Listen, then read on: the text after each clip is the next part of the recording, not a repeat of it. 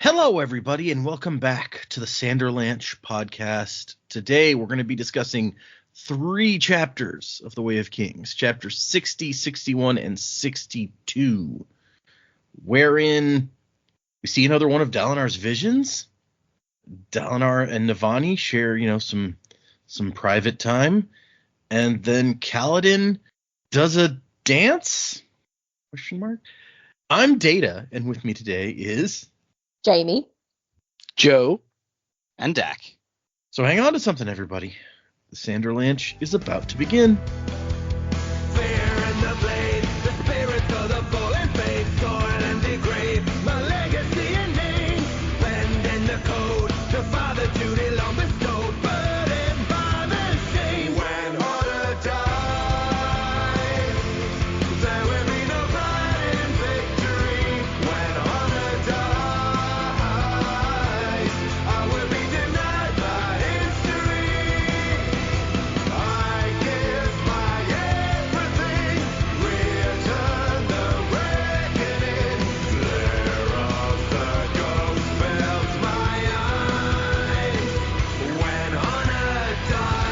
So yeah, 3 chapters this time, and maybe things are starting to happen a little bit here. At least that 3rd chapter feels kind of active to me. What do you guys think? Are we entering Sanderlanche territory here at the 87% mark?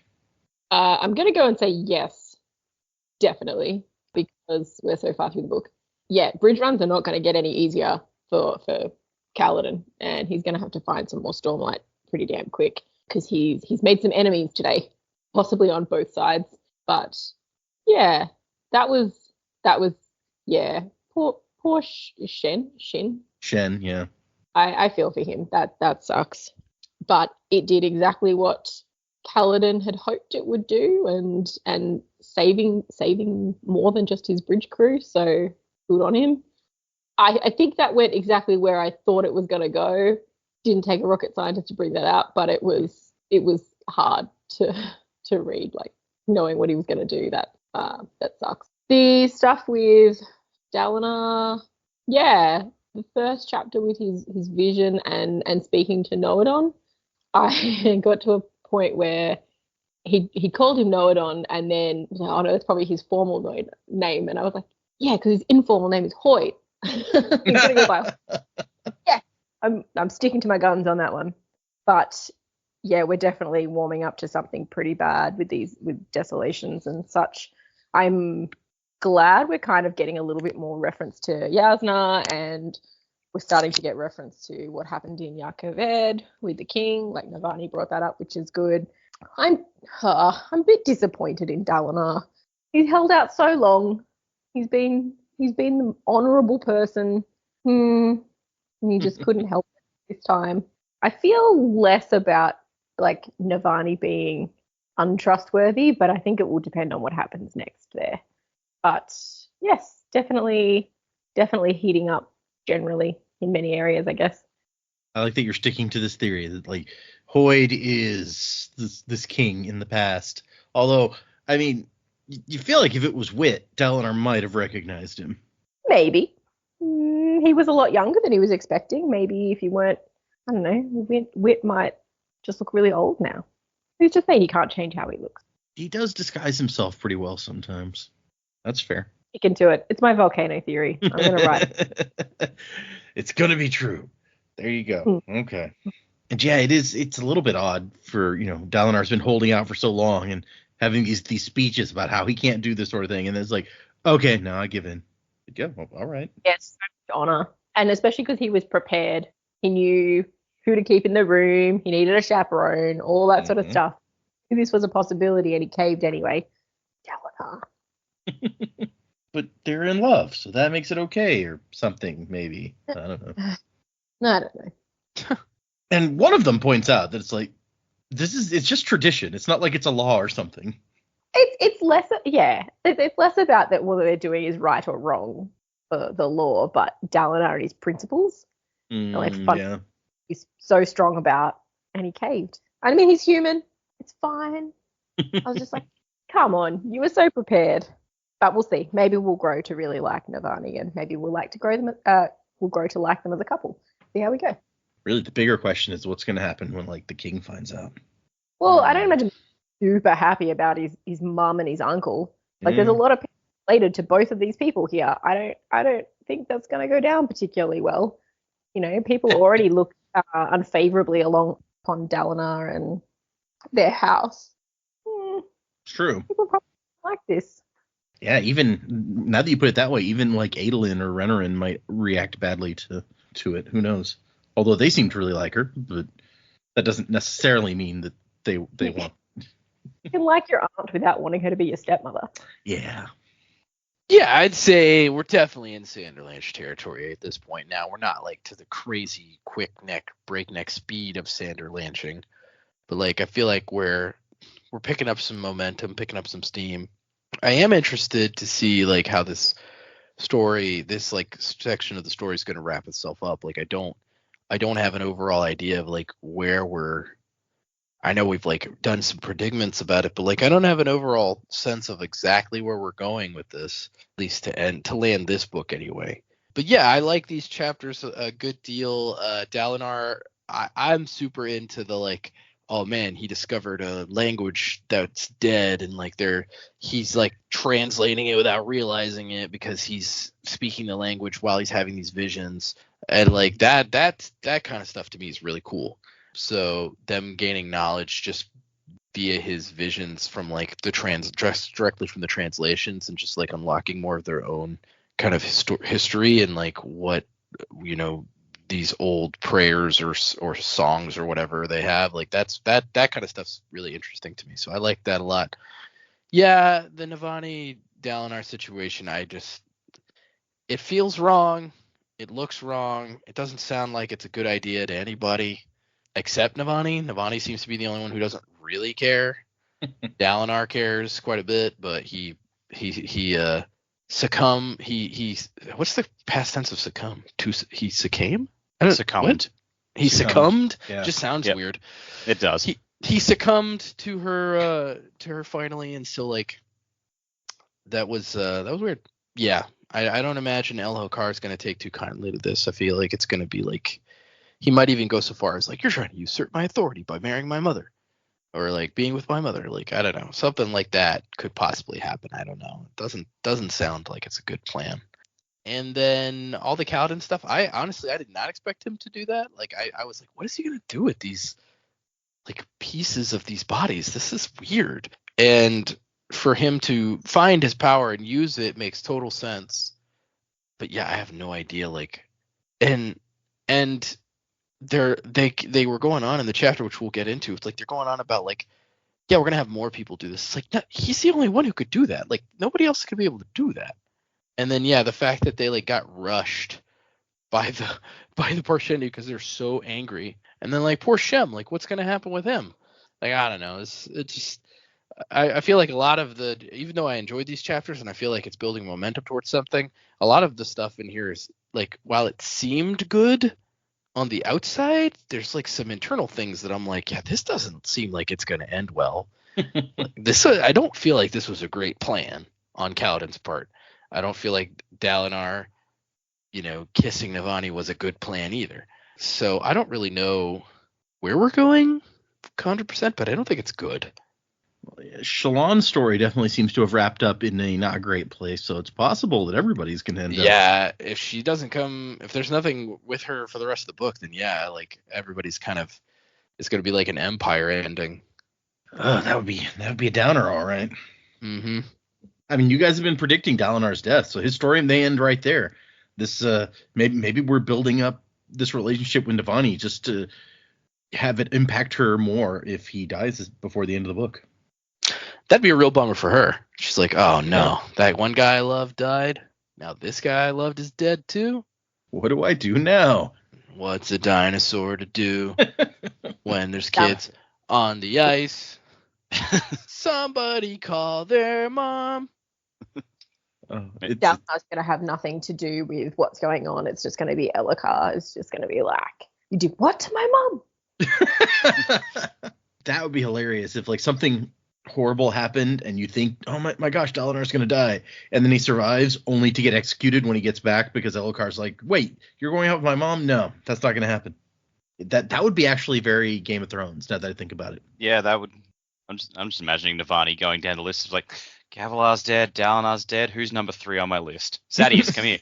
Oh, jeez. Is Dalinar Ned Stark? Is that? I guess kind of. Yeah, he's kind of the king's hand a little bit. Yeah, he's the honorable lord in a decadent court. Yeah, he's the king's uncle for sure. Yeah, good set of chapters. We're ramping up to something, but honestly, I have no idea what. Because like I feel like, okay, so what's the end Sanderlanche going to be? It's like, is it going to be ending on a down note? Kaladin's escape attempt with his boys somehow fails. How's Dalinar going to die? Like I don't know. Like I feel like with things like Mistborn, each of those books, they had sort of a very clear end goal of what you expect to happen by the end of the book.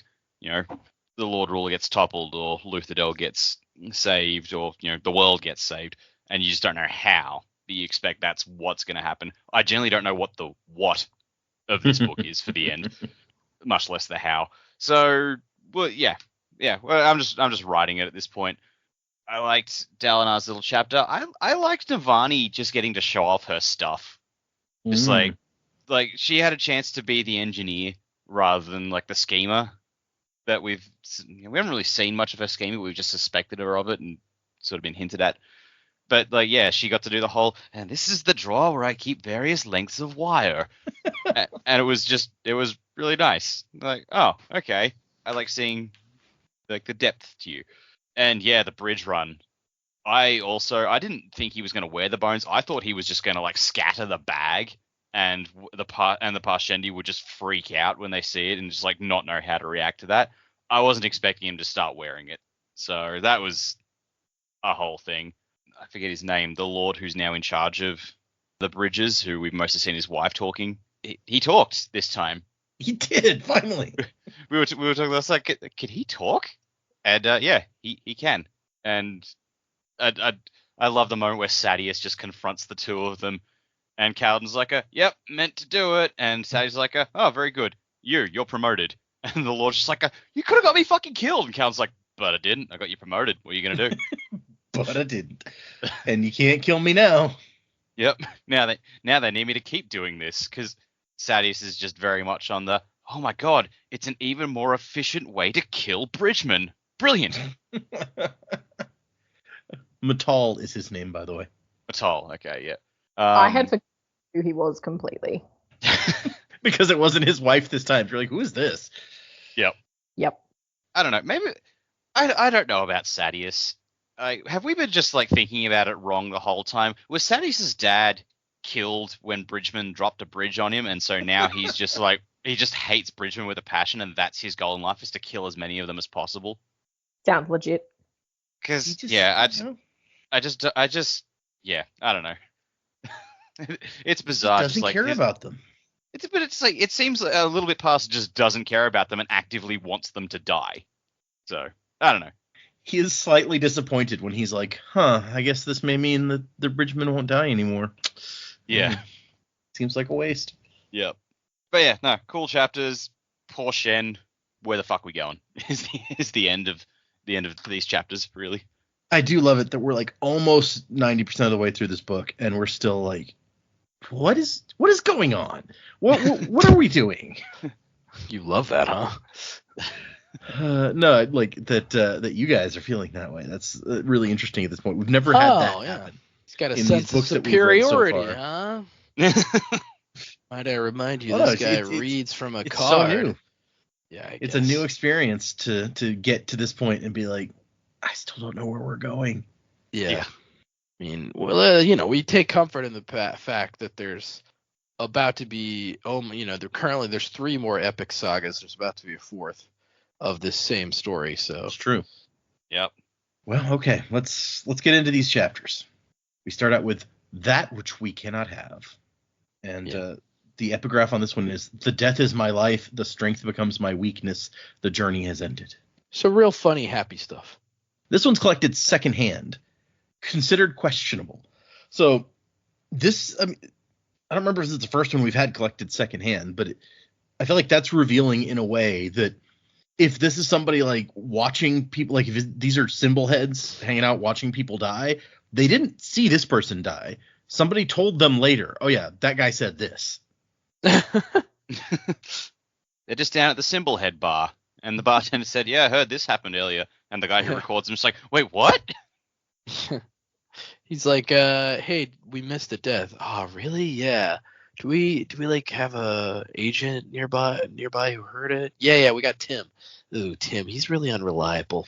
Okay, I'll record it this time, but like we really got to be there next time. What have we told you? You don't let Tim go out alone. That's for sure. Lug nuts, precious lug nuts. And Jimmy comes up a lot. He does. He's an easy scapegoat. Yeah, that's true. So, and now I'm thinking of the symbol heads as the cloaked robot elders. Yeah. So the people who are dying, they say their quotes, and the symbol heads go, "Silence!" Very good. Nice. And then they're silent because they're dead. Yeah, exactly. It works out every time. Okay, so we start this chapter with Adolin being like, and that's why you cannot abdicate. And Dalinar's like, all right then. And Adolin's like, wait, what? Oh yeah, you convinced me. You had valid points. And I love Adolin's like, good wait, job, I son. actually won an argument with you? But Dalinar specifies he's going to write up a thing and have the king witness it, saying that Adolin has permission to depose him if he grows too mentally unstable. So I'm sure that won't come back to bite us in any way later. I get why you need as long as it's Elhokar only Adolin. I get why you need Elhokar to sign and notarize it, but that guy is not reliable. He'll just forget about it. What did my uncle say? Nah, he was crazy when he said that. I notarized it? That doesn't sound like me. That doesn't sound like me.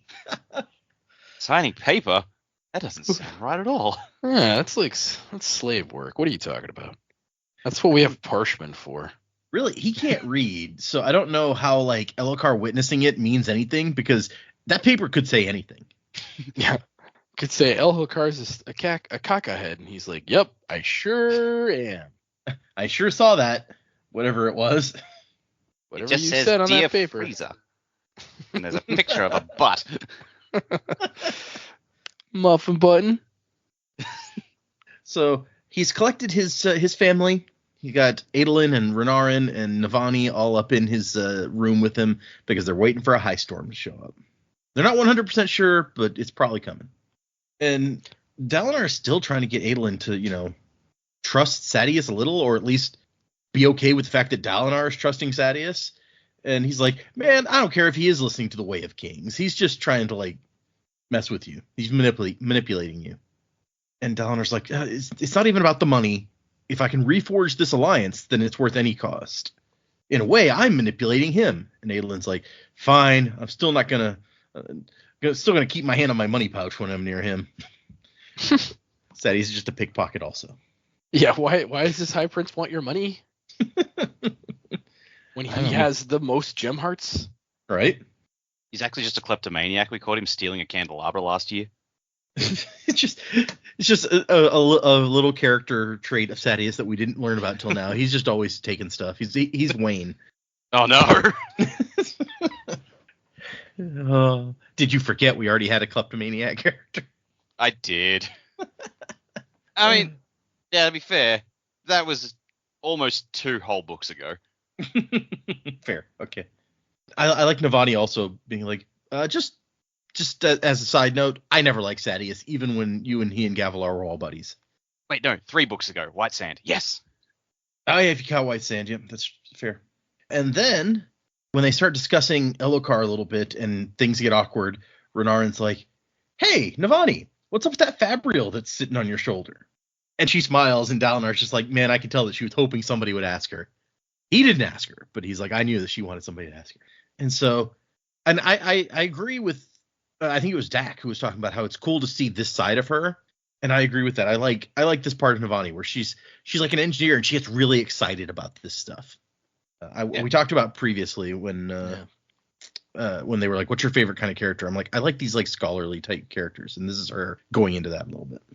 Yeah, I think it's cool for her character in general. It fleshes her out more, obviously, and then I think she even like speaks to that in this like chapter or the next, when she's like, "Look, I'm tired of being the grieving queen. Like, I'm a person.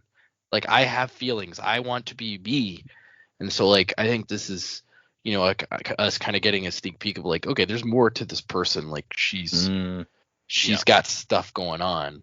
She has feelings. She's a person. Yeah, she's not just Cersei Lannister. Right. Did Cersei not have hobbies? Her hobbies were getting her children into positions of power. And then blaming them when things went wrong. As you do. Yeah. But the other thing with Navani here, just like geeking out over her fabrials and stuff, as I'm reading, and I'm just like, oh, Yasna is really your daughter. Because I could 100%, like she says later on, like Yasna's a historian and not a builder or anything. But like her reaction to people asking about her fabrials and stuff is it's very similar to when Yasna's talking about her pieces of history. Like she's all in on this stuff because she genuinely loves it. I'm like, oh, okay, I can see how the mother rubbed off on the daughter in this regard. They have different pursuits but similar attitudes. Yeah, that's fair. They're very dedicated to what they do and they love what they do. That must be nice. Be able to dedicate yourself to something you really love. And Dalinar even calls it out in his thoughts. He's like, "Oh, this isn't Navani the king's mother or Navani the political schemer. This is Navani the excited engineer."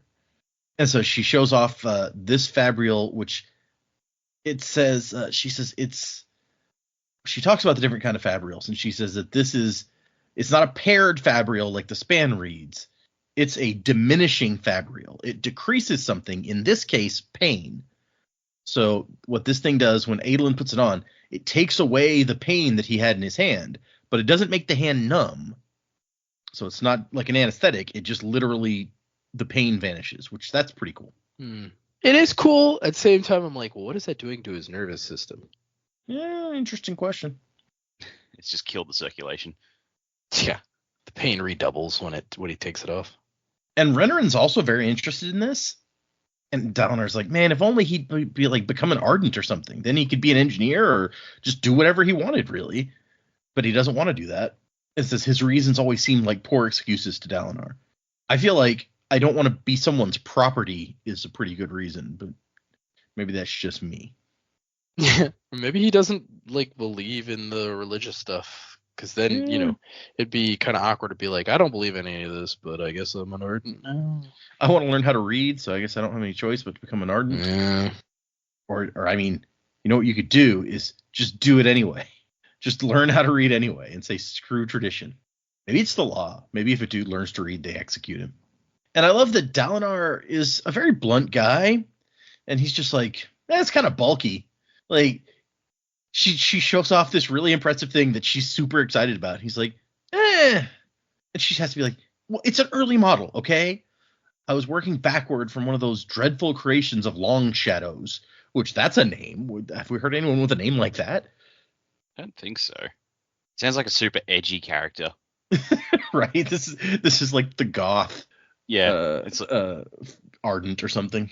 He like sweeps. Yeah, he comes in over, like over his eyes. He's like, my inventions are for the good of mankind. Name's Long Shadow. Longfellow Long Shadow. But she's like, think about how useful this kind of thing could be. A soldier on the battlefield or a surgeon so he can work on on patients and they won't feel the pain. And Adolin is nodding, and it says Dalinar had to admit it did sound like a useful device. Once again, he didn't say anything out loud. He's just like, oh yeah, no, I guess that would be useful. And she talks about the plans they have for the future. Like, oh, we're coming up with all this great stuff, but she won't let it. She won't let that cat out of the bag just yet. It's like, oh, you just wait and see. And then Adolin's like, shard blades? No, not. Jeez, can people think of anything other than shard blades? No. Just you wait, Henry Higgins. Just you wait. And so she says the closest we've come to anything like that is those shields in Yakved, but they seem to be completely different from actual shard blades. So. And she thinks that, like, the ancients must have had amazing engineering. And he's like, no, I've seen it in my visions. Like, they have very primitive technology. he hasn't seen any Fabrials at all.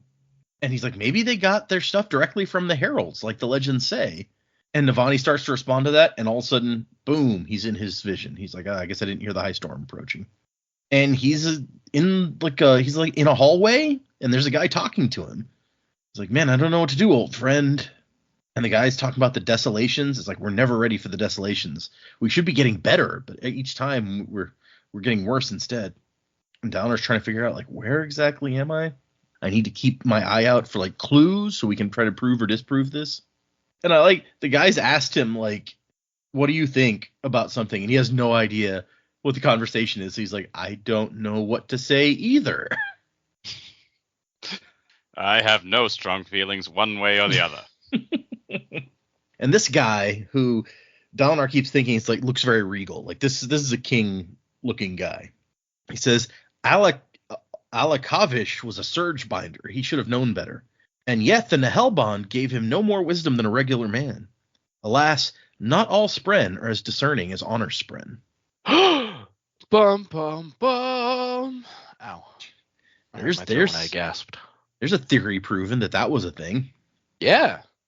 Nicely done. And the Dalinar's like, what is this guy talking about? What's a surge binder? And so he tries to like probe for more information. It's like, what do you think we should do about these surge binders? And the other guy's like, well, I don't know. We can't really force them to do anything. Their power, well, Alakavish proves that the allure that surge binders have for the common people. If only there were a way to encourage them. They need to be better. And they go out on this balcony, and when Dalinar looks down, he sees like thousands of dead bodies out in the city. Not only that, but he recognizes the city. This is Kholinar, his homeland, the capital of Alethkar, and the place that the Kholin family is from. And he recognizes the city looks different, but you can tell there's these giant stone formations that look like fins sticking up in the air. They're called the Wind Blades. And so he's like, this is obviously Kholinar. Like, I recognize it. But the whole city he's like, the destruction is like spreading far, and there's all these dead people. Had it been hit by an earthquake? And then he's like, no, those corpses, they clearly fell in battle. Like, I can smell the blood and viscera and smoke. Wonderful. It's sad that he knows what like viscera smells like. Right? Yeah, that's a little intense. Dalinar's lived an interesting life. I saw a meme the other day in Lord of the Rings when Aragorn, Legolas, and Gimli are in the movies. They're looking for Merry and Pippin in the forest, and Gimli tastes like a patch of liquid and goes, "Ugh, orc blood." And we're just like, why does he know what that tastes like? I mean, you kill enough orcs, it gets everywhere. I'm sure that you it's true. Recognize it. He probably got some in his mouth, when he was it's in my eviscerating beard. them. Yeah. And also he notes that like what are all those weird rocks around the corpses? And he's like, holy shit, those aren't rocks, those are like giant stone creatures. This is a real fun place I went to this time. And we've seen some giant stone creatures before, all the way back, some dead ones, just like he's seeing, all the way back in the Prelude. Yeah. As a fellow worked his way through the remains of a big battle. Yeah. It's very Elden Ring-esque as well, so. And for a second, Dalinar kind of forgets he's supposed to be in character. He's like, what happened here? This is terrible. And the king guy's like, yeah, I ask myself the same thing. How could we let this happen? The desolations are well named. 11 years of war, and 9 out of 10 of the people I once ruled are dead. So 90% of the population of his kingdom is dead. Those aren't good statistics there, Data. Give us some like show statistics. We don't want to hear these statistics. Yeah. Show statistics, you say? Alrighty then. Oh, what a digression segue. What have you done? Let's find out. Hold on. Yeah, we haven't done a show statistics segment in a long time. Yeah, I'm all about it. Hey, our latest, as we record this, our previously posted episode is at 999 views. Sweet. Exactly. So. Hey, come hang out at the Sanderlanche. I've had some local folks ask me about the show, so that's kind of really cool. Interesting. Yeah, just people I know. They like heard from somebody else that I'm on a show, and they're like, "What's your show about?" And then I told them, they're like, "Oh man, I actually like fantasy stuff. I'm gonna listen to that." Nice. And I said, "Good for you. Don't listen to it with your kids in the room. See ya." Not safe for work. So from the 1st to the 13th of April, we're up 3.8% from the 1st to the 13th of March. That's cool. I mean, last month is the one. Is that the one where we missed several? Or was that February? That was February. It's February, yeah. Yeah, that was not our best month. We were down 31% from the usual numbers because of not having episodes for half of the month. But let's see. So far in April, what's the audience looked like? 61% from the US, 8% from Canada, 4.5% from the UK, then India, Germany, 2% from Australia. 148 downloads in the 2 weeks that we've been in April so far. Let's see. Where in the US is the top listens? California at 8.8%, and then Texas at 7.8%. So go Texas. Let's check Australia. New South Wales is leading Australia at 28%, and then Western Australia with 26%. Really? Nice. Yep. Huh. Victoria, Queensland, Australian Capital Territory with a whole 5 downloads in April, and then South Australia with 1. Very spread I out. didn't download it. Did you download it, Dak? Yeah, I downloaded it. Well, I there think you it go. automatically downloads to my phone. Spotify still the biggest percentage of our audience at 42%, with Apple Podcasts coming in second. Nice. How's your YouTube viewership? Are you still putting them on YouTube? Yeah, they're going up automatically on YouTube now. I don't think we ever get a bunch of, although we have been getting comments on, like, somebody's been watching through the older episodes, or listening through the older episodes rather, on Podbean, and leaving many comments on episodes. I get like multiple comments a day sometimes. Oh wow. It's like, wow, this person's tearing through. But let's see. Let's check out YouTube. I don't think we ever get all that many views on YouTube, but let's find out. It's like I'm kind of interested in going to check, but I'm just like if there are comments, I can't trust it because I don't know what will be said in the comments. Right. Interesting point. Yeah.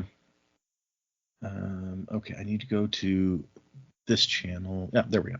So look at our videos. So the last one went up 4 days ago when it went up on the podcast went up, and it has 17 views. So 17, 25, 29.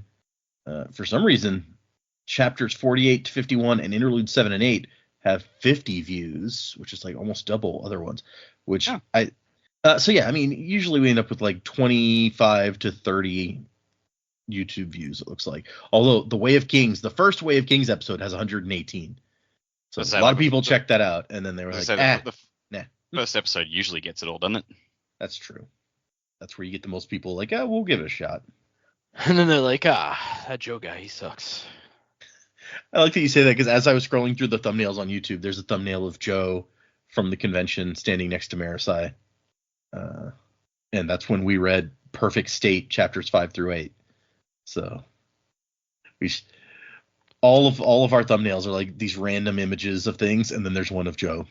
Yeah, well, we were at the con, and it was during my baby break still. Yep, tickets for the con this year are supposed to go on sale soon. I'm waiting eagerly to pick up. I may even try to grab a VIP one this year. Hey. Oh, look at you, bougie. Just, I mean, people have said good things about it. You get in, you get your thing early without having to wait in line for your badge. You get into the place, because you remember how the line was to like buy stuff at the store. You get in early to buy. Yeah, even the second one, even though it was only the second convention, the lines were real long. Yep. The line at the store and the line at that place where you like redeemed tickets or whatever. That was always super long. Yeah, that, and then also the line to get your badge. I remember we weren't too far back in the line at that point, but it still took a while. We were inside the building, at least. There were a lot of people who weren't, and it was a cold. Was it November? November. Yeah, November. So anyway, there's our statistics portion. Thank you, various people, for checking out the podcast. Let's see. One more quick look here. We had about 500 new downloads each of the previous days. So, and we are at 316.5 thousand total downloads Nice. of the audio podcasts. So. Yeah. Well, while we're on this digression, Pretty nice. if you guys still haven't checked me out on Twitch, I'm playing through Final Fantasy VII Rebirth. I had to take a break for a while. I was having internet issues, and then I got sick. But I'm going to get back to it pretty soon. And so you haven't missed a whole lot yet. You can go on my YouTube channel and see what you've missed so far and come hang out.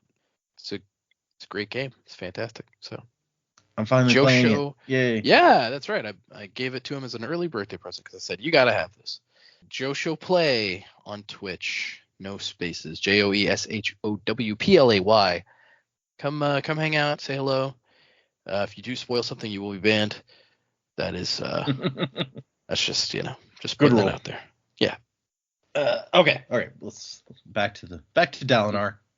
So apparently this Alakavish guy started a war, him and his surge binders, and then a bunch of people died in that war, and then a desolation started, so it just was worse than it would have been otherwise. And he's like, yeah, a lot of people want to blame Alakavish, but really, is he just a symptom of a greater disease? When the Herald's next return, what will they find? If we continue as we have, maybe we deserve to lose. And this is where Dalinar starts putting two and two together. He's like, maybe this is before the Knights Radiant. I thought these were going to be chronological, but they're not necessarily. So what if they don't exist yet? What if this is like the person who inspires, writes the book and supposedly inspired their whole order? And so Dalinar says, as a test, there is honor in loss, which is apparently a phrase used several times in the Way of Kings. And the guy is like, using my own sayings against me, Karm. And Dalinar is like, oh my gosh. And he starts fanboying. Oh my gosh, it's him. Geeking it's out. Noadon. Oh my gosh. It's Noadon. Oh, I love him so much. Why don't I have my book so he can sign it? Oh, yeah, you don't know. Damn it. I'm in a vision. I don't have my copy. And then, my God, it's Calculon. Exactly. And then Noadon's like, I'm thinking of giving up my throne. And Dalinar's like, wait, what? No. You can't do that. And he calls him Noadon, and the guy looks at him like, what? Dalinar's like, right. That's more of a title that he was given later. Even the name, Bajerdin, the other name that we know for him, is probably not actually his real name. And I feel like if it was me, because that's the kind of person I am, my first instinct would be like, man, I want to figure out what his real name is. That way, I'll know this historical fact that's been lost to time. And I'd be sitting here like, how do I slip into a casual conversation? What's your name? When I'm supposed to be one of his closest friends. But now Dalinar's just like, no, the people need a leader. You can't quit. And the guy's like, what do I do? You're my advisor. Advise me. Hold on. Go back. Okay. Because he says, when Dalinar says, oh, the people need a leader, and Noadon says they have leaders, princes, kings, surge binders, and soulcasters. He does say that. And I'm like, hang on a minute, that's not what that word means as we know it. What? I think the way that hung up on that. I feel like it may have been mentioned, maybe I'm imagining it, that the people who use the devices are called soulcasters. The people who use them routinely to soulcast are also called soulcasters. Really? I don't remember that at all, but it could be true. We've been reading this book for a long time. Maybe Data's giving us some inside info by accident again. Or honestly, it's even possible that I'm misconstruing something, because in the Way of Kings Prime, there were people called soulcasters, but it worked very differently from how. Well, not very. It worked differently from how it works in this book. So yeah. Well, it's one of those things too. It's like, this is probably the one you've read the least, right? So there's stuff sometimes. I don't know. I've read this a bunch of times. Oh yeah. Yeah. But of the Brandon Sanderson stuff, would you say this is the series? This is the one you've read the least? Let me think. I've read Mistborn lots of times. That's probably the one I've read the most. There's not that many series, because I don't know. Elantris may be the one that I've reread the least. I've probably read The Way of Kings more often than Elantris, although as you go further in Stormlight, I've reread them less often because they're newer and I haven't had as much time. I've read Rhythm of War 2 or 3 times at this point, but I know I've read this one several more than that, but yeah, Elantris is probably the one that I've gone back to the fewest times. Unless, once again, you count White Sand, which I haven't read that many times. Okay, sorry. Moving forward. And so this guy's like kind of lost hope in humanity. And he's like, man, I don't have faith in people any longer. Put two men together and they'll find something to argue about. Gather a group together and they'll oppress another group. Like, so how do I stop this from happening? And Dalinar's like, write a book. Write a book that expresses your philosophy. Yeah, books are good. On your Dalinar. Make it happen. and this Noadon, as he keeps calling him, is just like, that's like the stupidest idea I've ever heard. You're supposed to be my advisor. You gave me the dumbest idea I've heard yet. People are dying in the streets, and you want me to write a fucking book? The whole world has been destroyed. 90% of my kingdom is dead. And I'm not even sure how we're going to feed the people who are still alive for the next few months. And I'm supposed to waste my time writing a book? Yeah, books are good. Who would even write it down? All my wordsmen were slaughtered when Yelignar broke into the Chancery. You're the only man of letters I know who's still alive. Can you imagine, like, you have a room full of people that just dictate for you, and your enemy breaks in and kills all of them. He's like, how am I going to send messages now? Yeah. My wordsman, no. My communication array. It's completely destroyed. That's a pretty good tactical move, actually. Yeah, it is. No outgoing messages for you. How will I hail now? I don't recall if you guys remember the name Yelignar, because we've read that one once before. We have? I do not. We have. In chapter 45, the epigraph was Yelignar, called Blightwind, was one that could speak like a man, though often his voice was accompanied by the wails of those he consumed. And this is one of Yasna's notes, we decided. And the note about this quote says, the unmade were obviously fabrications of folklore. Curiously, most of them weren't considered individuals, but instead personifications of kinds of destruction. So sounds like this guy's a badass, is what they're saying. Yeah. I mean, according to her, this is probably not even, this is just a fabrication of folklore. But according to Noadon, whoever it is broke into the Chancery and killed the wordsman. Well, yeah, but I mean, it could just be hyperbole, right? So like this guy's a badass warrior king, like warlord guy, and then the hyperbole about him would be like, you know, he consumed people or whatever. Okay. Well, like the epigraph, I've just flicked back to chapter 45, and it's like Yelignar was one that could speak like a man, so it sounds like he wasn't even a human at all. Maybe he was a Voidbringer. Well, and the note says the unmade with a capital U were obviously fabrications of folklore. So that implies that whatever an unmade is, he was one of those. Yeah. So like, yeah, he could have just been a monster that they named.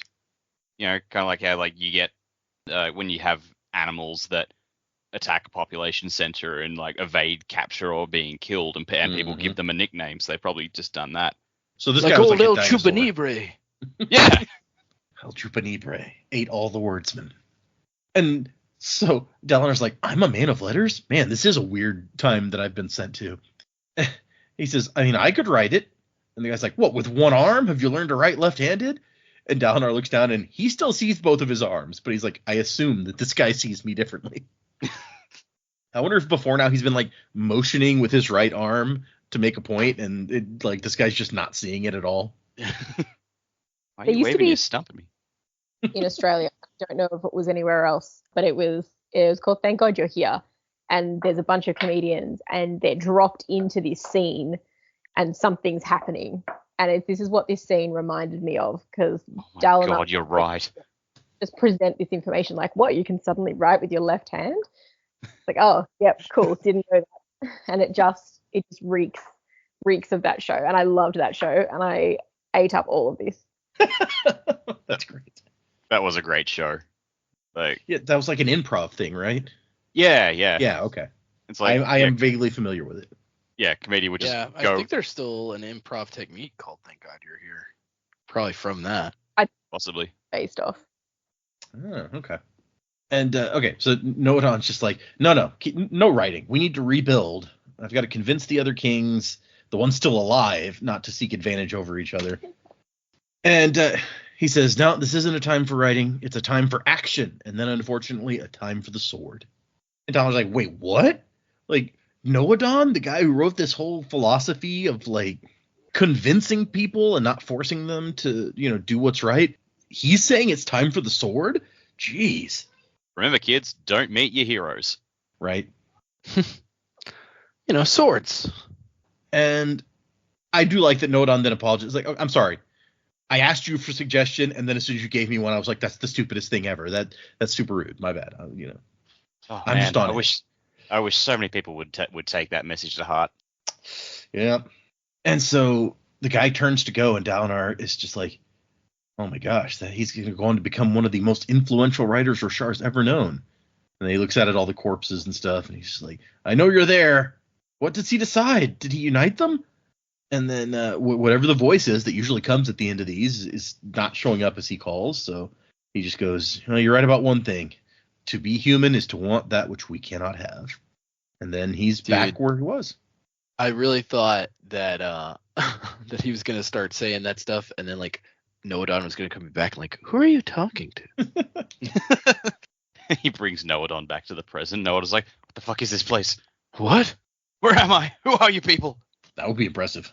Yep. That's a very different story if you bring this famous guy back from the past, and that's the direction the book takes. Can you imagine if, like, every time he had one of these visions, he brought something back from it? Like the first vision we saw where he's in the battle with those smoke crab monster things. Like, one of them came back and it's just out there in the wilderness now. Oh, jeez. That would be bad. I feel like way fewer people would doubt what was happening to him if that was the case. Yeah. I'll show you. I'll bring back another monster next time. Yeah, what are you going to do then? And he's kind of pissed off about this one. He's like, that one was meaningless. I learned nothing. If you brought that guy back from the past, it'd basically turn into Bill and Ted's Excellent Adventure. Yeah, it would, right? Wild, like Adolin and Renarin are like, wild stallions. Oh, my God. No, That'd be quite a turn. Yeah, that would be. I can't help imagining Adolin and Renarin doing Bill and Wild Ted. Stallions. Yeah. air guitar and. So Navani that's the book we want. It's not the book we got, but it's the one we deserve, I feel like. I don't know that that's the one we deserve. Bill and Ted's Stormlight Archive. I like how Data was super into it, but as soon as you, like, put words to it, he's like, ugh. No, I want it, and yet I know that it would be horrifying. No, okay. So Navani has been writing things down this whole time, and she's like, what was the last thing you said? The very last words you spoke. And he's like, I was quoting this guy. I said, like, to be human is to want that which we cannot have. And she's like, he says, why? And then she ignores him, writing furiously. And then she goes, do you have a copy of, oh yeah, I thought you would. These are Yasna's books, right? And he's like, oh yeah, she wanted someone to take care of them. So apparently he just has a box of Yasna's books that he's watching while she's gone up in this room. And so Navani pulls out a book, and she finds a phrase in this book in a different language, and she reads it off, and Renarin's like, hey, that sounds kind of like what he said when he was in the vision. And she's like, no. It's exactly the same phrase. I wrote down all of it as best as I could, all the stuff that you babbled today, because I thought it might be helpful, and this exact phrase is in here. It's a line from a song. An order of artists who live on the slopes of the silent mountain in Yaakoved, century after century, have sung these words. They claim they were written in the dawn chant by the heralds themselves, but the meaning has been lost to time. And so you just spoke a line from one of the songs. Not only that, you appear to have translated it. It's like we can't. It's one sentence isn't much, but this might give us the key to translating the entire script, which we've heard the dawn chant mentioned as this, like, lost language that they can't translate. Some incomprehensible dead language. Hello, bonjour. Crazy gibberish. There's so many subtle references to French being a dead language in that show. Yep. That's not one of the subtle ones, but. And she's like, Dalinar, you might just have cracked one of the most perplexing and ancient mysteries of all time. And he's like, yeah, cool. Adolin's like, wait, what are you saying? And I'm saying that we have the proof that you wanted. And Adolin's like, well, he could have heard that one phrase. And she's like, and extrapolated a whole language from it? No. he's speaking a language that people no longer speak. So unless you know some other way that he learned to speak a dead language, these visions must be real. Whoa. And so in order to have more than just this one sentence translated, she's like, Dalinar, I want you to describe everything and tell me exactly the words that you spoke. And that's the end of that chapter. Although we do get a nice little picture with a bunch of women's script writing on it of like a bracelet with 10 lights on it. Is that a soulcaster? No, this doesn't fit the description of a soulcaster. But I thought maybe it was like that Pain Fabrial that she made, but that one was described as like being like spider or crab-like, and this isn't really either of those. Yeah. So I don't know. Chapter 61 is Right for Wrong. And the epigraph here is very short. In the storm I awaken, falling, spinning, grieving. And we cut back to the same room just a little bit later after he's spent several hours talking about his vision. She's like, how are you so sure that it's Noadon? And Dalinar's like, I'm just sure. That was him. I've had this book read to me so often. I know him. It must have been. And they talk about the desolations a little bit. Like, what do we know about the desolations? Not the tales the Ardents tell, but like real history. And Navani's like, I know a little, but Yasna's the historian. And he's like, I think I saw the aftermath. Maybe were those corpses of Voidbringers? Those like giant stone whatevers? Could that give us more proof? And Navani's like, not as good as this linguistic proof. This is amazing. She's like, once like we figure out how to translate the Dawn Chant from what you're doing, like no one will be able to dispute that you're seeing something real. And Dalinar's like, wait, you're going to tell other people about my visions? And she's like, well, I mean, we have to, right? How else are we going to explain what's happening? And he's not terribly comfortable with that, but I think that, she has a point. And then Navani's, as they're talking about like the source of this, Navani's like, your son's told me that you sought out the old magic. Why? What did the Night Watcher give you? And Dalinar's like, nope, not telling.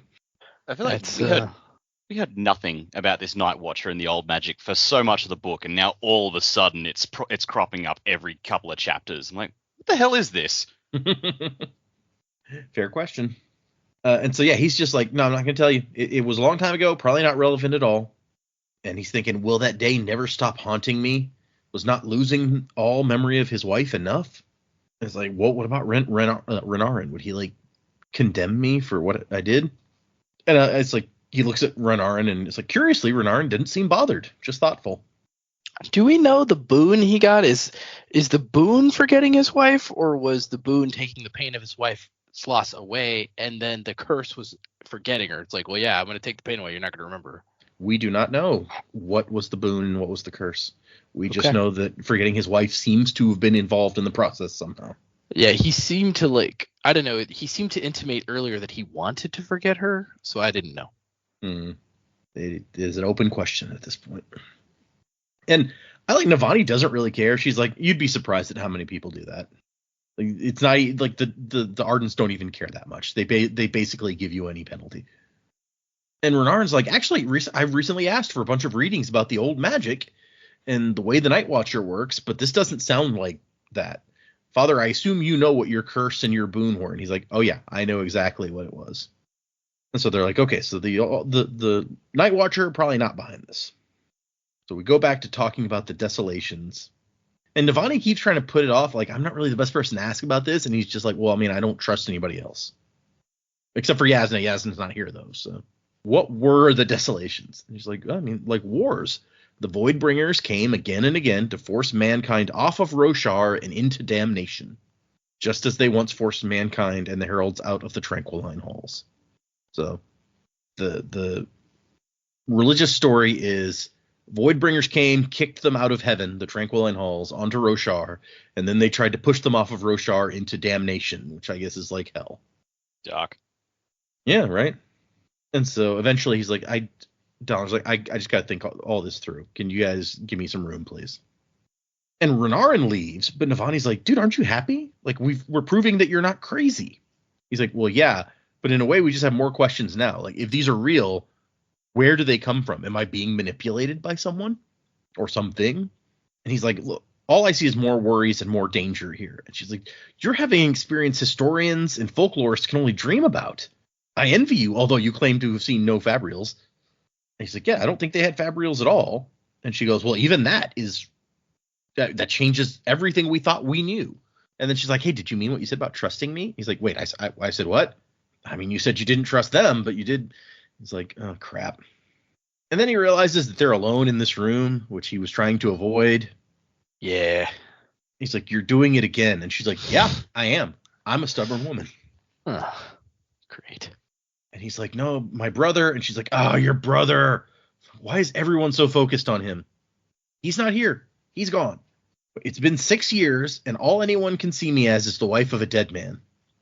Nobody, like, I can't do anything important because I'm supposed to just, like, sit off on the sidelines because my husband died. And I'm not going to take that from you. We were friends before I even met Gavilar. And then she's like, she starts tearing up, and he feels very strongly about this. Like, oh my God, she's crying. I've never seen her so sincere. And then he kisses her, which, potentially a mistake there. Yeah, not a great choice there, Gavilar. I mean, Dalinar. You really just shouldn't go around kissing crying women. Like, Yeah. don't. It's He didn't say I know why you're sad. So yeah. Kind of. He didn't spook it, not yet. Or shut her up. I don't know. Like, I just wanted to shut her up. you know, yeah. No, yeah, I agree. It's a little bit, yeah. And he said he thinks it was a mistake. He knew it as soon as he did it. And yet he continues to do it. It lasted long, too long, wonderfully long. His mind screamed at him like a prisoner chained in a cell and forced to watch something horrible. This is just really dramatic similes. And but like, he's always wanted her, and he had to watch his brother court, marry, and then hold the only woman that young Dalinar had ever wanted. So yeah, I mean, I get it. And then afterwards, it's so dramatic and passionate that there's passion spread, like tiny flakes of crystalline snow floating around them. But once this kiss is done, he's like, we can't, like, this is, and she's like, shh, shh, shh. No more words, just emotions. And she's like, something is wrong in the world. The king of Yakaved was assassinated. I heard it just today by a Shin shardbearer in white clothing. And if I'm Dalinar, I would have been like, you didn't bring this up earlier? This is important. Yeah, that's That's kind the dude of that killed my brother. No, Arnie, think for a second. How's your son gonna take this? Yeah, right? And then she even is like, have you heard the messed up shit men say when they die? Most people are ignoring it, but like some people are starting to talk. It's such a weird thing to like start talking about. It's like, and these guys, they're dying and they're saying weird stuff right before everybody's talking about it. Well, she's just like, there's something bigger going on in the world. Like there's something happening and it's scary. And he's just like, oh yeah, I've heard about that. Yeah, it's I just chalked it up to wild antics. And she also mentions like Yasna's out there seeking something, and she frightens me with like her intensity. The thing she searches for, she believes something very dangerous is near. Ominous. And then she's like, yeah, right. We still don't know exactly what Yasna is searching for. So yeah. Yeah. She's, Yasna just turns around and there's a face on the back of her head and he's like, bring me the stone. That would be dramatic, yeah. Oh my God, is that how she's like? Which if she's an avatar for Odium? Yeah. Hmm? He's on the back of her head. And she's eventually just like, look, I was fond of Gavilar, but I'm more than fond of you, and I'm tired of waiting. And he kind of stops arguing. He's like, okay, well, how can this work? And she says, we'll find a way. Gavilar is dead. I was never unfaithful while he lived, though Stormfather knows I had ample reason. But the devotaries can't forbid our union. Tradition is not the same as doctrine. I will not hold myself back for fear of offending. And he's telling us like, oh, I did not need this shit on top of everything else today. If you hope to soothe my worries for the day, this did not help. And she goes, oh, I'm not here to soothe you, Dalinar. Quite the opposite. And he has to be like, Icky, icky, icky, icky, icky. He has to be like, I need time to think. Please go away. Yeah, please don't try to seduce me right now. This is weird. And she's like, I'm not going to ignore that this happened. And he's like, no, I'm not going to abandon you. I promise. Just I need time. And she's like, okay, but you started this. And he's like, yeah, you kissed me. And he's like, but you seduced me to it. And she's like, oh, God. Seduced you? I've never been more open and honest in my life. And he's like, yeah, I know. That was the seductive part. Yeah, the part where you were sincere and awesome. That's kind of cute. You got to admit. but The weirdness outweighs the cuteness. There's cuteness in it. There's a lot of other stuff in it too. yeah, so, Yeah. fair. And so she leaves, and he's like, oh, why can't anything ever be simple? And yet, he's like, the entire world kind of feels more right for having gone wrong all of a sudden. Maybe Dalinar can find a little happiness. Wouldn't that be nice for him? Because Kaladin sure as hell doesn't seem to be able to. As we've established, it's when these characters start to get a bit happier that things go downhill for them. Yeah, okay, that's fair. So our third chapter, 3 glyphs. And another short epigraph, the darkness becomes a palace. Let it rule, let it rule. All right. That's so cheery. Yeah. I mean, a dark palace. That sounds great. We start out with Moash hating on the fact that Kaladin is wearing a glyph ward, a little prayer tied on his arm. And he's like, why not? I was feeling nostalgic, I guess. And everyone is like, not happy because they were scavenging like all night and then they barely got any sleep and now they're going on a bridge run. It's like, we're all going to die. Like, what else can we do at this point? And like Moash's suggestion is like, we're in the middle of the army. Why don't we just attack the soldiers right now? Maybe go after Sadeas. Like we'll try to kill him. And Kaladin's like, no, that's stupid. You dumbass. You've never been more wrong. And Kaladin's like, I've got a plan. Maybe it'll work. If it doesn't, I'm going to be dead, and Teft has orders to lead you in an escape attempt tonight. You're not ready, but you'll have a chance. And that's good enough for Moash. He's like, okay, as long as there's a plan, I guess. It's all part of the plan. And Kaladin's thinking about, like, originally he'd been super contrary. He's now equally loyal. And while he's a hothead, he's also the best one of them with a spear. So Yeah, Dak, lay off of Moash. No. nah. And so we see Sadeas with his red shard plate just clumping along. Good for him, I guess. And then Kaladin notices Dalinar using the Sadeas type bridge crew instead of the mechanical ones. And he's like, so much for his honor and not sacrificing bridgemen lives. And we find out Lopen did manage to get the armor that was hanging under the bridge. And so he's like, give it to me right before the assault. And Lopen says a one-armed Herdazian is still twice as useful as a no-brain Delethi. Plus, as long as I've got one hand, I can still do this. And makes a rude gesture at the soldiers. And then there's a weird fight where one of the soldiers wants some of their water, and they're like, no, go get your own. Yeah, I feel like this was just written to add tension. Like, oh, are they going to get found out? Yeah, right. Yeah. And Lopen's like, hey, I've got a cousin in the water cruise. Maybe that guy needs a little payback. And Colin's like, dude, not now. This is not the time. Also, how many cousins you got, bro? He says in response to he's just like, well, you can never have enough cousins.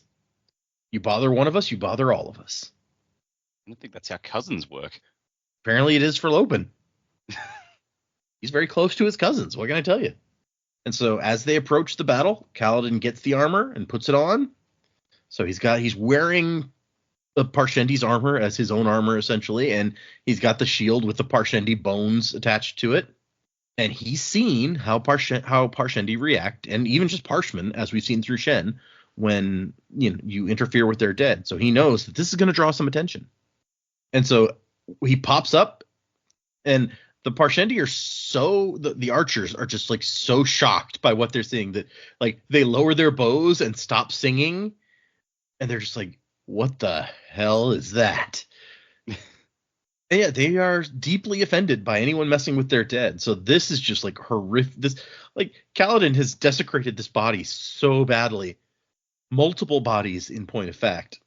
And so then a new song starts up, and all the Parshendi start aiming at Kaladin. Just like, guess I'm going to fight in the shade. Yeah, right. And so he uses some of the stormlight that he's got in his bag and to try to keep dancing ahead of the arrows as they all fly at him. And he gets sliced a couple times, but the stormlight heals it up, so that's pretty cool. When he gets wounded in the arm, it says it leaks light instead of blood and then seals back up. So yeah, that's completely normal. That's what you want. And so yeah, there's just dozens and dozens of arrows slamming into like all around him and into his shield, and getting deflected off of the breastplate, or one of them almost knocks his helmet off. And he realizes that he's like somehow drawing the arrows into his shield. And he's like, I've been doing this the whole time, haven't I? Like, I'm holding the bridge, and then the arrows always hit the bridge and never me. How long have I been doing this? And it turns out that like pretty much every single archer was aiming at him, to the point that all of the bridges get set with like no losses, more or less.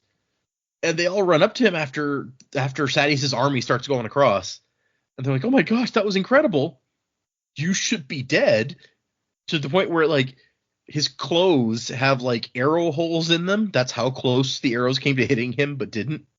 And Scar goes like, storm blessed. That's all there is to it. You're storm blessed. Somewhere Boromir is watching this going, fucking hell.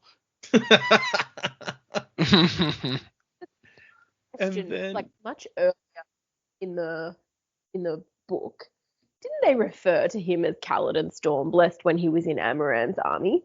They did. Yep. So his being Stormblessed as such still's been around a lot longer than even he's aware of, you would think, maybe, because whatever's happening to him, Syl said that she's doing it. She is the storm blessing. I think, well, in some of the flashbacks to when he was in Amaram's army, like we saw her flying around, or we saw a windspread, and we just assumed it was her. That's true. I don't know that.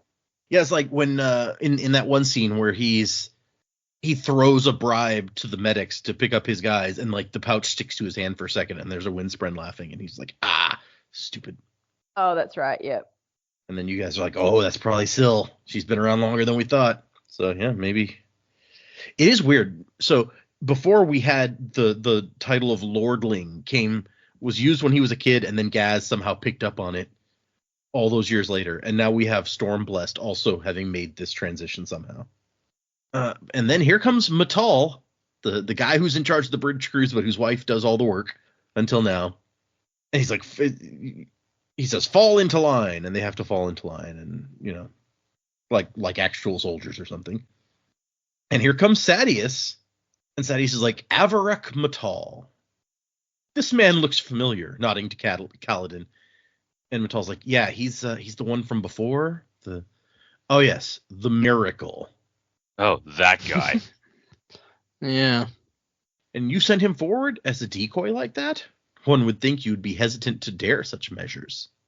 And Matal, to his credit, is like, I take full responsibility, Bright Lord. And Sadeas is like, well, luckily for you it worked. I suppose I'll have to promote you. They practically ignored the assault force. All 20 bridges set with most with nary a casualty. Seems like a waste somehow. Which, I like how the moment Sadeas starts to do something okay, he says some shit like that where it's like, it's such a waste that none of them died. Yeah. It's like, we've had the best run ever, and hardly any of them died. What a waste. It's like, you just can't not be a dick. I get it. All right. It's just not the Sadeas that Dalinar knows, and so it's really jarring to be like, this is the same person. I mean, that's fair. I feel like it's more a case of, you know, he respects Dalinar and not people underneath him. So. Oh, absolutely. That's one of those things where it's like you never know someone really until you see how they treat people under them. And so yeah, Sadeas walks off, and Kaladin thinks that's the most backhanded promotion I've ever seen, but all right. And Matal is like, you could have gotten me executed. And Kaladin's like, instead I got you promoted. And the guy, Matal's like, I should see you strung up. And Kaladin's like, it's been tried. Didn't work. Besides, you know, from now on, Sadeas is going to expect me out there distracting the archers. Good luck getting another bridgeman to try that. 2 seconds later, several other bridgemen volunteer to do exactly that. It's true, yeah. Because Moash is as soon as Matal's gone, Moash is like, you found the secret. We have to expand this. And Scar's like, I bet I could dodge if I was doing nothing else. Like, just concentrating on that.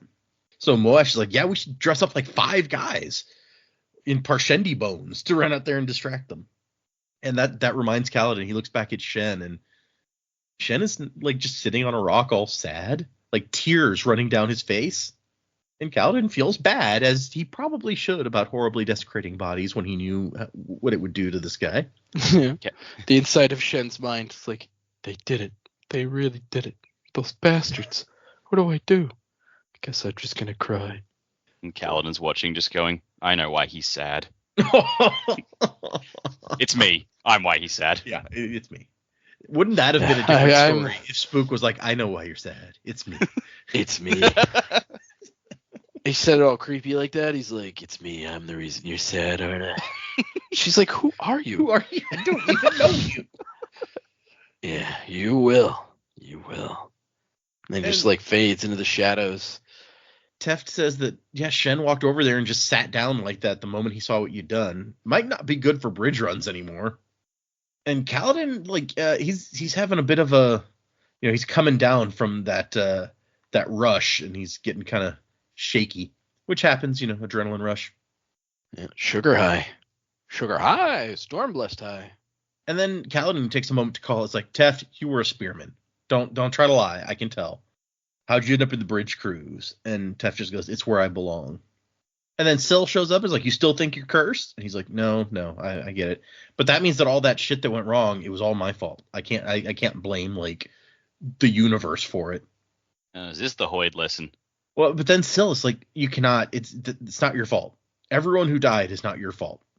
And she tells him that he was pushing himself too hard, and he's like, do the impossible, Kaladin. Save everybody, but don't push yourself too hard. Also, don't feel guilty if you fail. He's like, I can't do all of this. Yeah, which, I mean, I feel like that's fair. It's like, you want me to be all these things and do all these things, but you also want me to not feel bad when things don't go right. It's like somebody has to take responsibility. If I'm supposed to be doing all this stuff, then I have to take responsibility when it doesn't work. Yeah. And they start treating, so some of the bridgemen were wounded, not from his bridge crew, but some of the other ones. So they start treating a guy, and Lopin's like, Kaladin? Kaladin's like, what? Because he's working. So, Kaladin! And then he realizes he didn't call me Goncho. He called me by my name. This is serious. And he looks up, and some of the Parshendi have punched through Sadius's line. They have bows, and they're going to shoot these arrows at Kaladin's crew, which it's never been an issue before now. Once the army gets across, then the Parshendi don't care about the bridgemen anymore. Not today. That's not how it's going.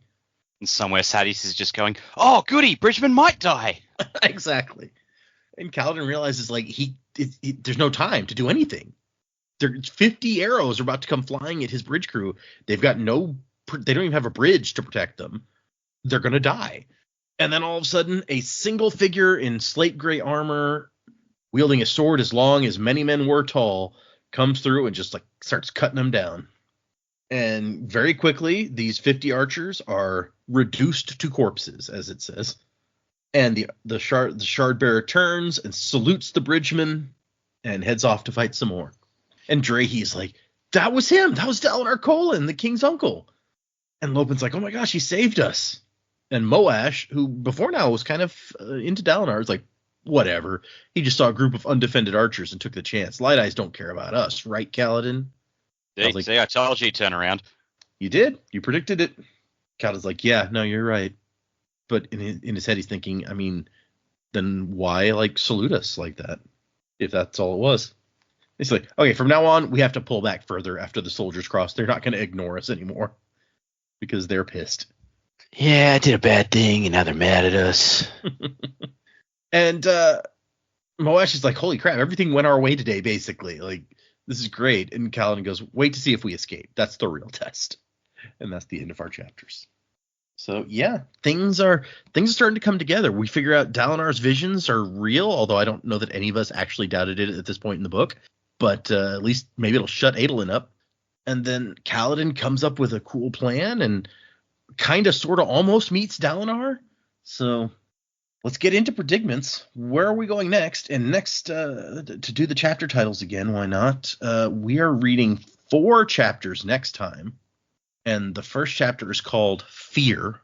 The second chapter is called A Man of Extremes. The third one is called The Tower.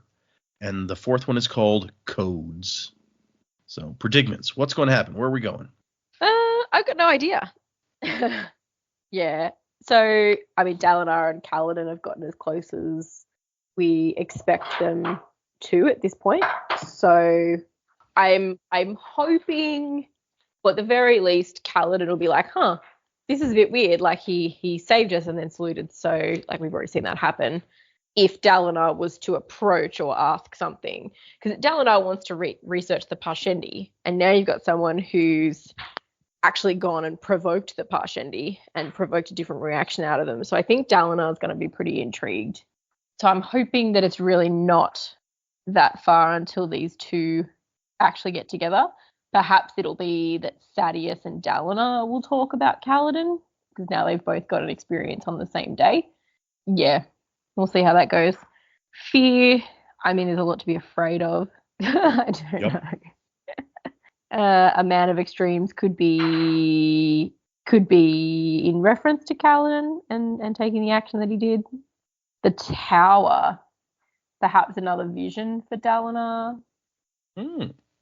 Maybe, or maybe in reference to, one of the towers or buildings they've constructed. I'm sure we've heard the term like tower somewhere, but I don't know if that's in reference to like Alethkar or something they've built out on the Shattered Plains. I don't know. I think we need another vision before the story's over, especially now that they're going to get him to translate this lost language, I guess. Navani's pretty interested, so we need to see where that story goes to. And codes, there's got to be the codes of which he's living by with the Way of Kings. But I don't know. We'll see how that pans out.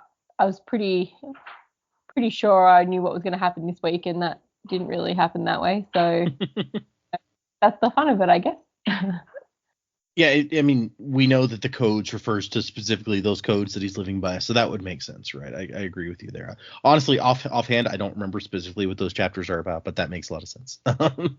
And you pointed out something interesting about Kaladin and Dalinar, because we'd previously discussed, it's like, Kaladin probably would not want to have a conversation with Dalinar. He doesn't like light eyes. He specifically, in an earlier chapter, was like, when will I ever stop hearing about Dalinar fucking Colin? I'm tired of this guy. But now we have a thing where Dalinar's done something for him. If Dalinar tried to start a conversation with Kaladin at this point, then Kaladin might be okay with it. Yeah. Well, how many shard bearers would come and rescue a bridgeman? Right? Even they're going, oh, he just saw a bunch of arches that were open and went for it. Like, no one for a second thought it was for him, but to then, effectively give him a sign of respect, that's definitely not what he's thinking. Yeah. So maybe we needed something like this before they could meet, so that, Kaladin won't be instantly hostile. You got to have two people open to the conversation, so. Right. Yeah. So for someone who started out saying I have no idea, you got some decent thoughts in there. Good job. Yeah, thinking on the run. That's how to do it. Yeah. That's how we do it here on the Sanderlanche podcast. Yeah. So fear, I mean, I could see this being a Navani chapter. I could see this being an Adolin chapter. I don't really know. But definitely like something maybe about the desolation specifically. That would be my guess. Like fear of the unknown, fear just in general. So we've got that piece. What was the second chapter title? A Man of Extremes. A Man of Extremes. I mean, Sadeas seems like a guy of extremes sometimes, but maybe it's not him. And then we've got the codes. Yeah, I mean, got to be related to the Way of Kings for sure, and Dalinar and all that good stuff. And so I agree with Jamie. We now have like kind of an opening for maybe Kaladin to be open to having a conversation with Dalinar.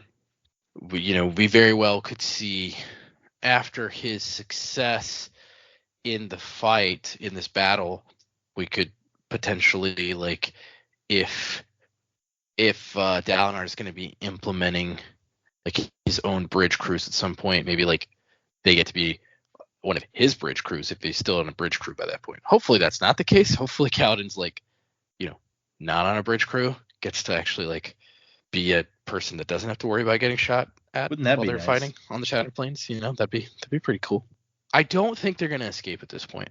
I don't think that's where we're heading. I will say that. I think it doesn't make sense at this point now that not all, I guess Shallan's not in the picture right now, but all the main characters that we've been focusing on for this part, at least, now that they're so close to colliding, like pretty much have collided at this point, I don't feel like escape is how this is going to end for that bridge crew. I think that they're going to have to basically just something's going to change their situation to make it, not so unbearable. Maybe that is them being on Sidaeus' bridge crew. I mean, excuse me, on Dalinar's bridge crew if he starts bridge crews as opposed to Sidaeus. I don't know. But yeah, I don't think escape is what's going to end up happening for them. God, Dalinar and Navani, have no idea. Don't know what's going to happen with that. So that's pretty much all I got. Yeah, clearly they're still planning their escape. But yeah, it does seem like the story would make more sense with them not leaving the Shattered Plane. Yeah, especially since we've spent, unless like Brandon's really preparing to gut us, like as readers, it doesn't make a lot of sense that we'd spend all these time with all these bridge crew members, get to know them, get to know about them, like their pasts and all that, and then he's just like, yeah, they're all gone, they're all dead, they didn't make it, or like, they got stopped in an escape and they all died, and it's just Kaladin again. That would be pretty heartbreaking. So I feel like that can't be where we're headed. You're just gonna Rock and Teft and Lopin all dead before the end of the book. That's a downer. Yeah, that would be a downer. He's just, Lopin just reaches out, sees Kaladin before he dies. He's like, Gancho, tell my cousin he's a dick. Which one? Which one? I was thinking even more like Infinity War, where it's like he's Spider-Man and Kaladin is Iron Man, but he's like, Gancho, I feel funny. But if he's talking with Australian accent, it'd be like, Gancho, I feel like shit. I feel like shit, mate. Gancho, I feel funny. Not ha-ha funny either. I don't know what's going on. I'm scared. On the bright side, Moash should be dead. Moash is the only survivor of the bridge crew. It's not even Kaladin. Moash is the main character from here on out. Oh, fuck. Dak's like, I'm done. Oh, the emails will not stop.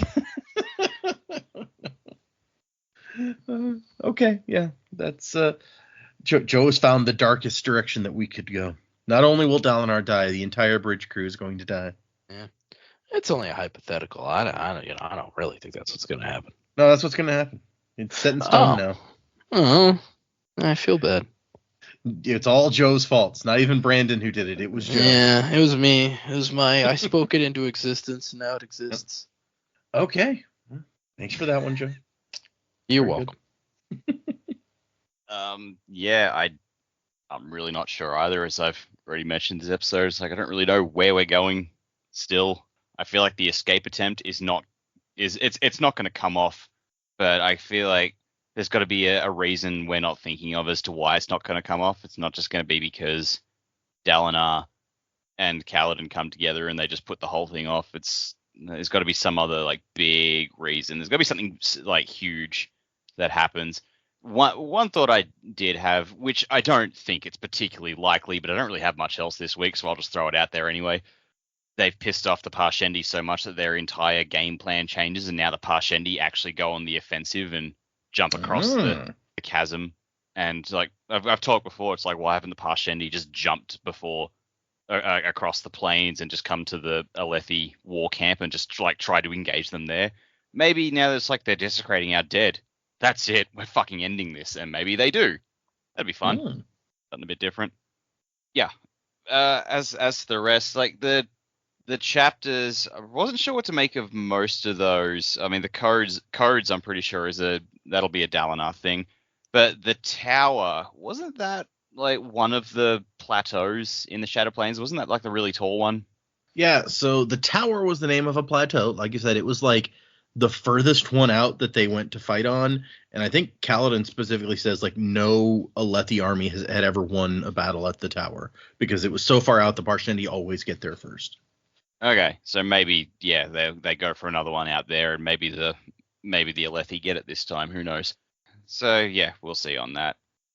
I did also have the thought, it's like there's all this talk about why the Radiants turned against mankind or whatever, and I'm like, maybe Odium turned them against mankind, but I don't know if that's something we'll find out this book or if that comes into play in Words of Radiance. So who knows?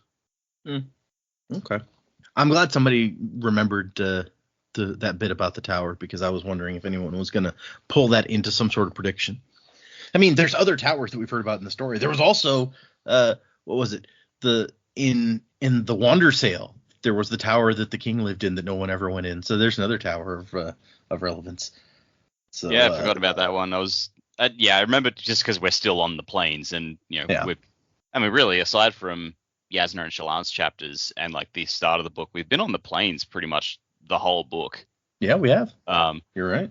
And I really hope this isn't another, Final Empire Well of Ascension where we spend 2 whole books sitting in the same area, and we're expecting to, like, we spend the entire second book just going, well, surely they're going to leave the city at some point, right? And then they didn't. They did eventually, but For like 5 seconds. Yeah. I'd kind of forgotten about that. That's true. I think I do want to say I anticipate that next week, after we read these next 4 chapters, you guys will have some interesting predictions.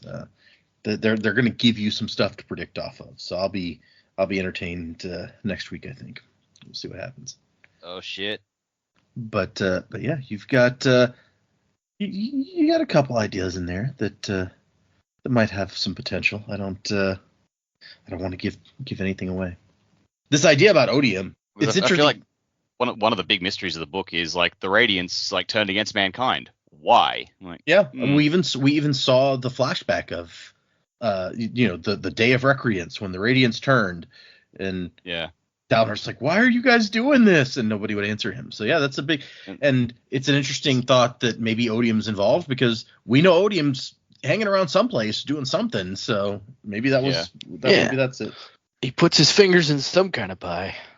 And like this flashback with Noadon, if that was Noadon, he mentions like someone, I assume, what do you say, Surge Binders is one of the orders of the Knights Radiant. So and like one guy in charge of them did something really fucky stuff. So maybe that guy was Odium's avatar for a bit. Okay. So he had the face on the back of his head. Right. Yeah. Got it. Sure. Yeah. Previously on Avatar. Sorry, you said that. It made me think of that. Glorious. It's Moash the hero. No. Denied. Okay. Let's do. We have one new review. We have one new patron. Let's do the review first. That'll give Joe a little time to get ready.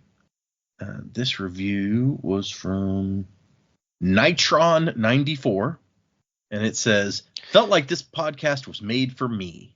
I'm reading Stormlight Archive for the first time, having read every other Cosmere book, and this pod is exactly what I was looking for to accompany me. First-time Stormlight Archive readers, but Cosmere veterans.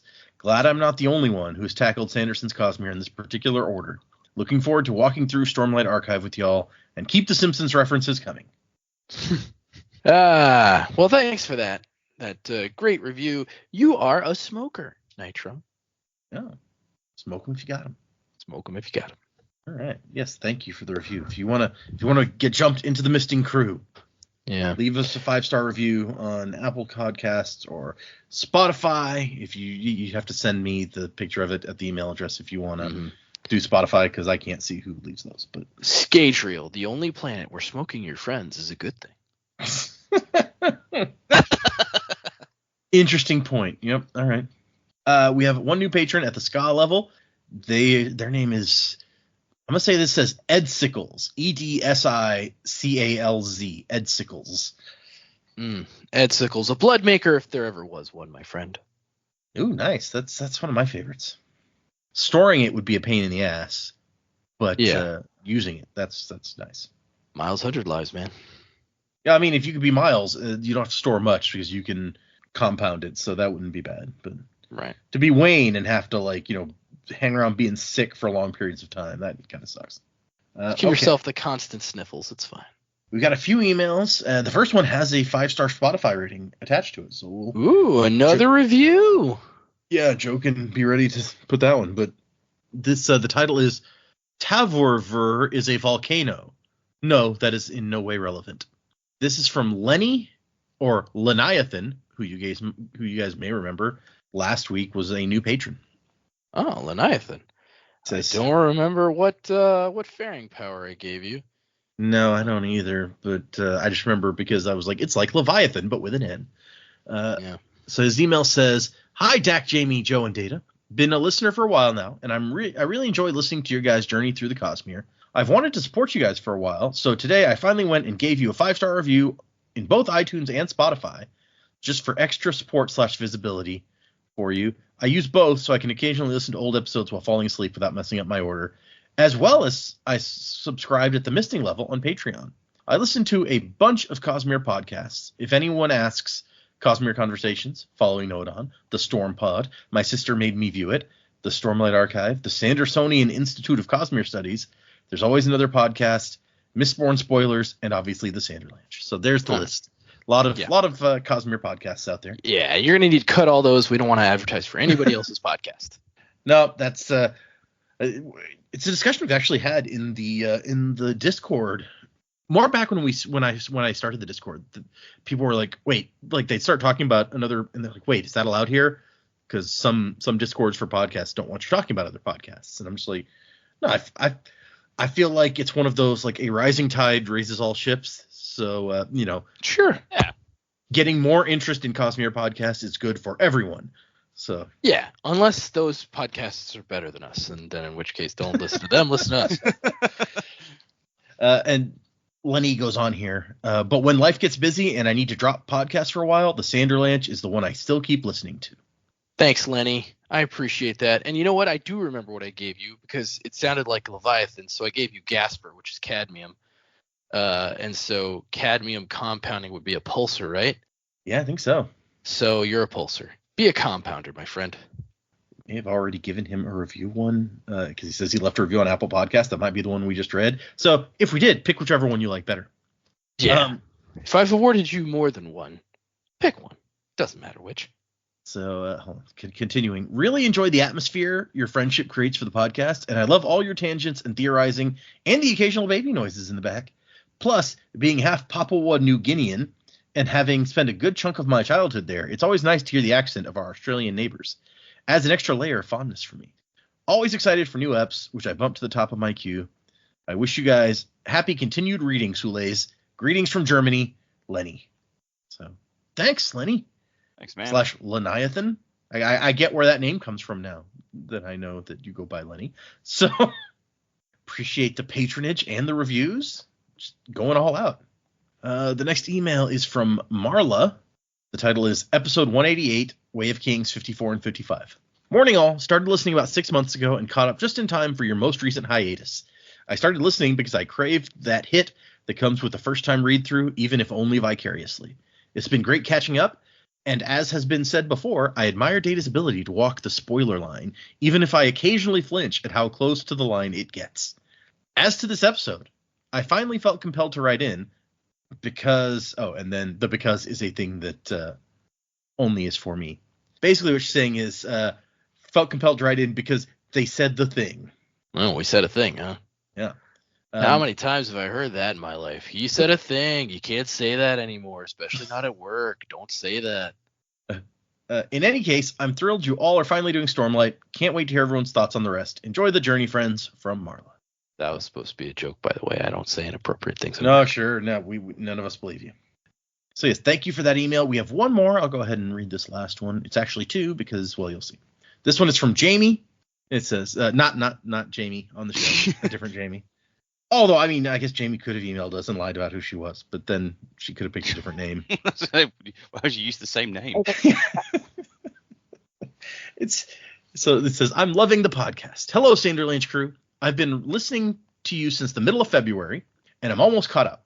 Sometime during the first or second Mistborn episodes, I realized that you were currently on the Way of Kings, which I was also reading at the time, so I swapped between past and present. I'm currently on episode 189, The Way of Kings 56 and 57, and also episode 107, Shadows of Self 13 and 14. Is next. I don't recommend listening to us in that order.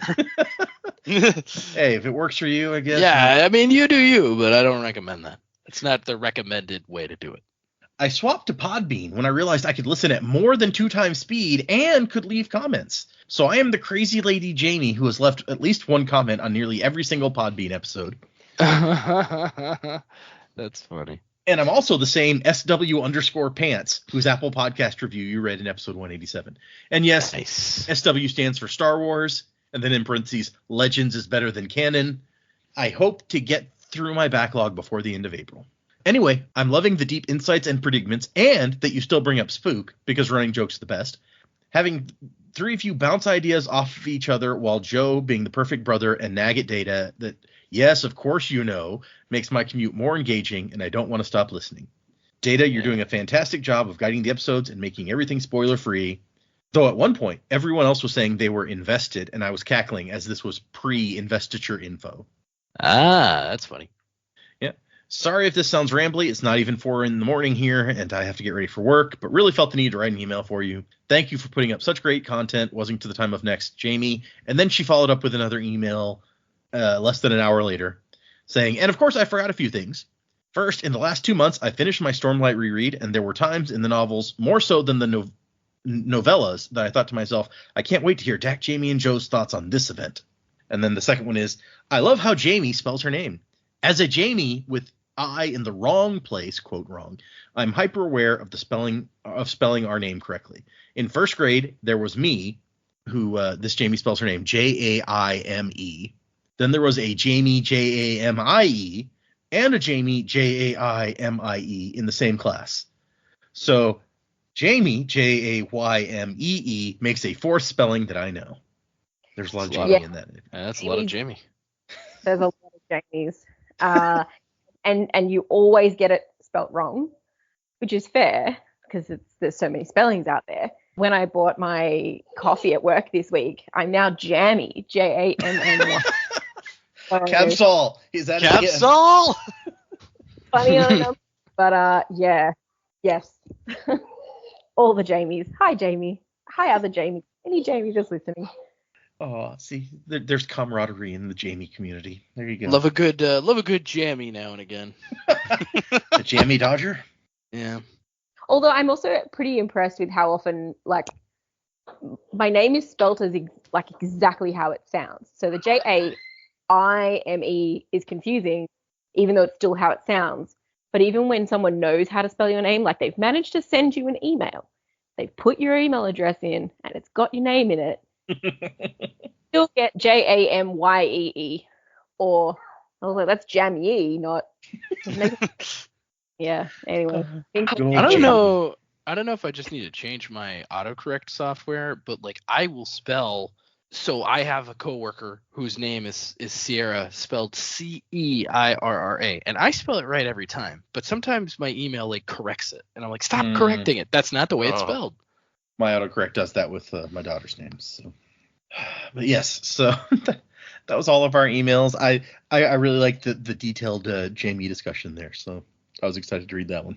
If anyone would like to send us an email like these folks did, the address is thesanderlanche@gmail.com. Find us on Instagram, Twitter, X, Facebook, Patreon, where I have finished reading Defiant finally, and I have not yet started what I'm going to read next. So there's no new episodes until I start the next thing, which I'm going out of town for several days. It won't affect us recording, but it will affect my ability to do anything else. And so that won't, I won't be starting something new anytime soon, but hopefully next week sometime. But yes, so if you want to check out our Patreon, you can see my first reactions or hear my first reactions to various brand new Sanderson books when they come out. Like I said, it'll be probably a couple weeks at least before I get new episodes of something out, because I have not started reading something since I finished Defiant. Well, not a new Sanderson book since I finished Defiant. I'm still trying to decide if I wanted to go Long Chills and Case Doe, the very little book that came out with the Year of Sanderson campaign, or if I wanted to try Dragonsteel Prime. So I haven't decided yet. But anyway, that's what's happening on our Patreon at the moment. If you want to check that out.